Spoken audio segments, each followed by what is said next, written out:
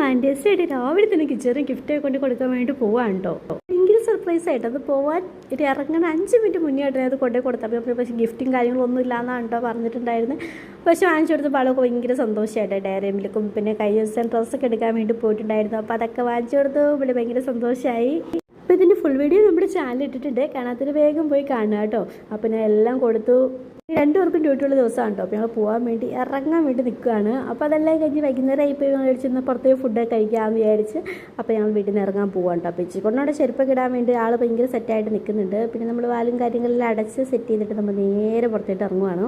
വിചാരിച്ച് പുറത്ത് തട്ടുകടയിൽ പോയി ഫുഡ് കഴിക്കാമെന്ന് വിചാരിച്ചിട്ട് മൂവാറ്റുപുഴ തട്ടുകടയുണ്ട്, അടിപൊളിയാണ്. അപ്പോൾ അങ്ങോട്ട് പോയി ഫുഡ് കഴിക്കാമെന്ന് വിചാരിച്ചുകൊണ്ട് ഞാൻ കിച്ചണിൽ ഇച്ചിക്കൊണ്ടോട് നേരെ അങ്ങോട്ട് വെച്ച് പിടിച്ചു. അപ്പോൾ നമ്മൾ സ്പോട്ടിലെത്തിയിട്ടുണ്ട്. തട്ടുകടയിലെ ഫുഡ് ഞങ്ങൾക്ക് ഭയങ്കര ഫേവറേറ്റ് ആണ്. ഞങ്ങൾ മിക്കപ്പോഴും ഇവിടെ നിന്ന് ഫുഡ് കഴിക്കാറുണ്ട് കേട്ടോ. അപ്പോൾ ഇന്ന് വാലന്റൈൻസ് ഡേ ആയതുകൊണ്ടല്ല നല്ല തിരക്കുണ്ടായിരുന്നു, കുറേ കപ്പിൾസ് ഉണ്ടായിരുന്നു കേട്ടോ.